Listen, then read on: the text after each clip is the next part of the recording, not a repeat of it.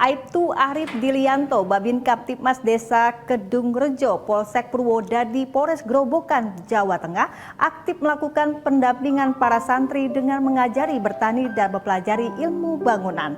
Selain itu, saat warga di wilayah binaannya kesulitan dalam pengadaan air bersih, Aibtu Arif memberikan solusi pencarian mata air dan berikut kisah inspiratifnya.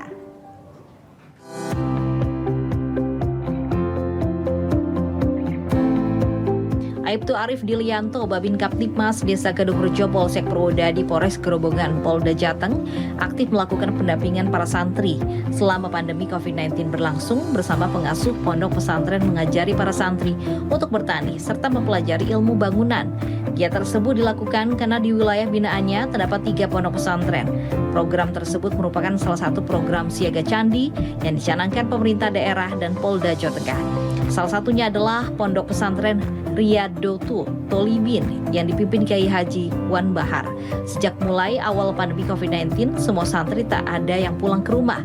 Mereka dikarantina mandiri di Ponpes. Saat menjalani karantina mandiri tersebut, para santri diberikan bekal ilmu wirausaha. Dengan didampingi Babin Kaptipmas Polsek Purwodadi, Aibtu Arif Dilianto, mereka mendapat pembelajaran bertani. Pembelajaran ilmu bangunan yang dilakukan Aibtu Arif Dilianto beserta pimpinan Pondok Pesantren Kiai Haji Wan Bahar. Dalam bertani, yang memanfaatkan tanah pondok pesantren, para santri diajarkan untuk menanam padi, jagung, kedelai, serta cabai. Kegiatan tersebut merupakan salah satu upaya ketahanan pangan yang telah menjadi program pemerintah. Selain itu, warga di wilayah binaannya juga kesulitan dalam pengadaan air bersih.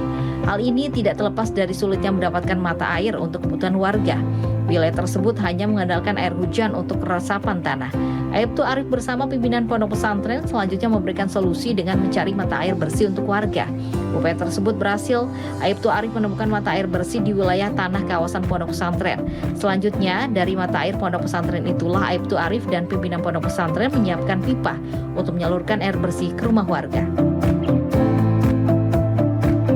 Dengan lingkungan religius di wilayah binaannya, Aibtu Arif sering mengunjungi dan diundang oleh beberapa pondok pesantren untuk mengadakan berbagai kegiatan religius seperti pengajian dan berbagai aktivitas keagamaan.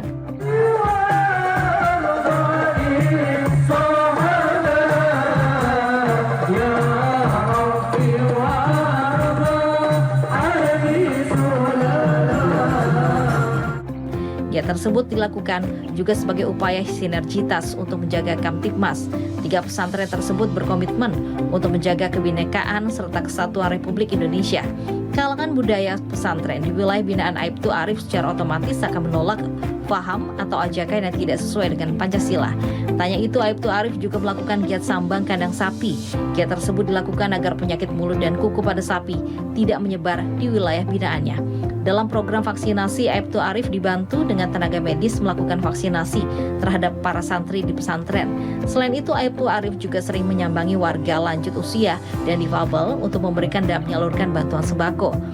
Beberapa problem solving dalam beberapa kasus juga diselesaikan dengan baik oleh Aibtu Arif. Di antara persoalan tapal batas tanah yang sering terjadi di warga dengan pendekatan musyawarah dan pendekatan 3 pilar, permasalahan tersebut dapat diselesaikan.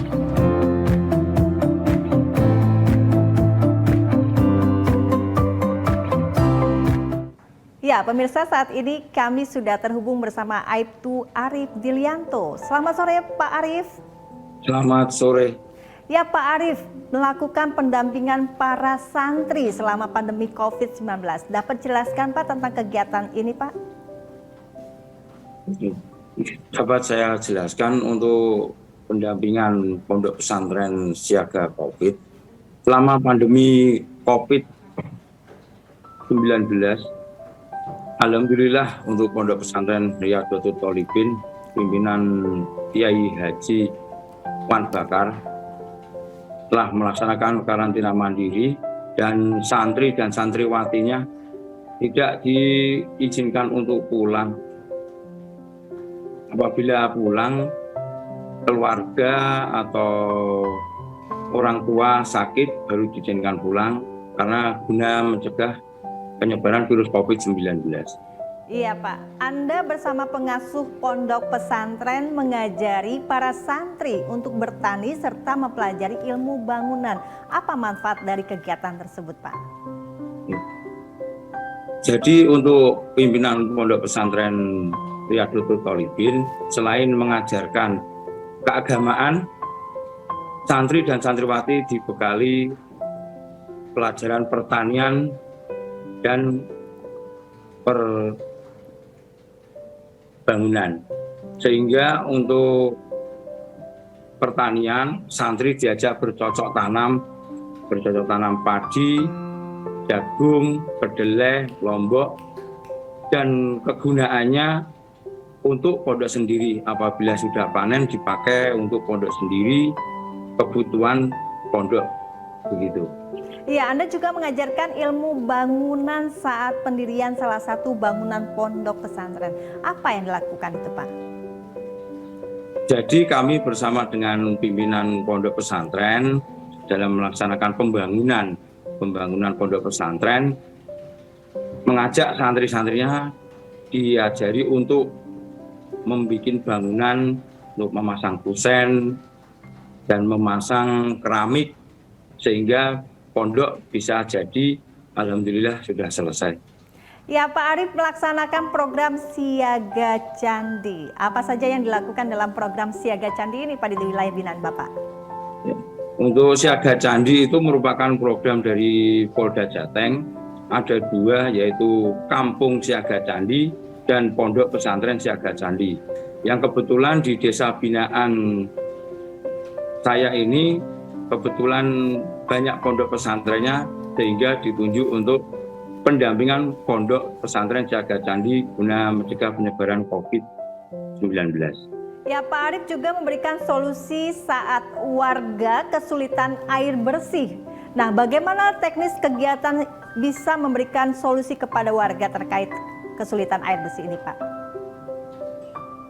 Untuk kesulitan air bersih, kita bersama dengan pimpinan Pondok Pesantren yang membuat saluran untuk air, sehingga santri diajak bekerja pengeboran air.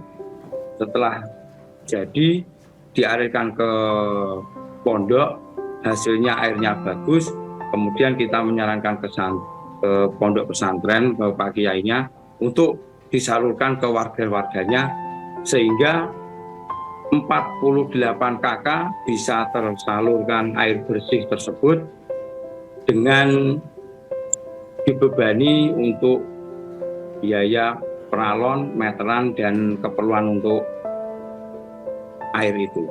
Dan apakah air yang mengalir ke rumah warga ini dibagikan secara gratis, Pak Arief?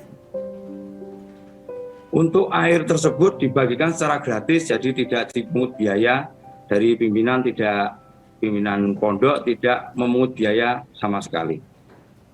Dan dalam menjaga Kamtibmas agar tetap kondusif, Anda rutin menyambangi pondok pesantren di wilayah binaan Anda.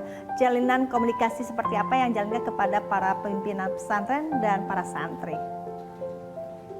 Untuk kita bekerja sama dengan pimpinan pondok pesantren, ada 3 pondok pesantren, kita selalu silaturahmi ke tokoh agama, kita juga menyampaikan pesan-pesan Kamtibmas. Dan untuk aliran-aliran, alhamdulillah aliran-aliran yang tidak baik tidak ada. Adapun untuk kegiatan-kegiatan tersebut, kita mengikuti kegiatan haul, lapanan, dan pengajian Selasa. Itu setiap di pondok pesantren seperti itu. Ada berapa pondok pesantren di wilayah tempat Bapak bertugas saat ini, Pak? Ada 3 pondok pesantren. Yang pertama Riyadhul Thalibin, pimpinan Kiai Haji Wan Bakar. Yang kedua Pondok Pesantren Ibnu Rusdi, pimpinan Kiai Ahmad Zainuddin Zuhri. Dan yang ketiga Pondok Pesantren Al-Qolwat, pimpinan Gus Munawir Zarkasih. Dan Bapak juga menyambangi warga yang lanjut usia dan difabel untuk menyalurkan bantuan sembako. Mengapa Anda mengutamakan warga-warga lansia dan difabel ini? Karena warga lansia dan warga disabel itu yang paling membutuhkan, sehingga kita koordinasi dengan 3 pilar, Kepala Desa, Babinsa, Babin Kamtipmas dan Bidan Desa untuk melaksanakan door to door ke rumah warga. Dan beberapa problem solving diantaranya persoalan tapal batas tanah sering terjadi polemik di wilayah binaan Anda. Kasus sensitif ini dapat Anda selesaikan secara musyawarah. Bagaimana strategi komunikasi Anda lakukan sehingga ini bisa selesai dengan baik? Untuk permasalahan problem solving batas tanah, kita 3 pilar memanggil kedua belah pihak untuk datang ke balai desa, kemudian dijelaskan oleh kepala desa, jadi Babin Kamtipmas dan Babin Desa bertugas di situ supaya tidak terjadi hal-hal yang tidak diinginkan. Kemudian dari hasil tersebut semuanya menyadari dan setelah itu dibuatkan kesepakatan bersama dan diukur bersama-sama dengan kepala desa. Dan pesan apa yang Bapak ingin sampaikan pentingnya keamanan dan gotong royong dalam memajukan desa? Silakan Pak. Ya, untuk gotong royong memang kita harus bersama-sama dengan warga dengan cara bekerja bakti sehingga desa bisa menjadi maju.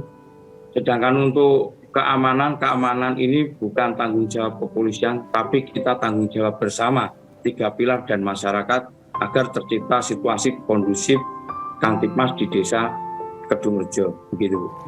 Ya, terima kasih Aibtu Arif Dilianto atas waktunya. Teruslah berbuat baik dan salam presisi. Salam presisi. Ya, pemirsa, kisah inspiratif lainnya datang dari Polsek Ledokombo, Polda Jawa Timur. Bribtu Ahmad Sofyan Ubaidillah yang menginisiasi pengajaran bahasa Arab dan mengaji kepada para santri dan masyarakat. Dan kisah inspiratifnya usai jeda berikut ini.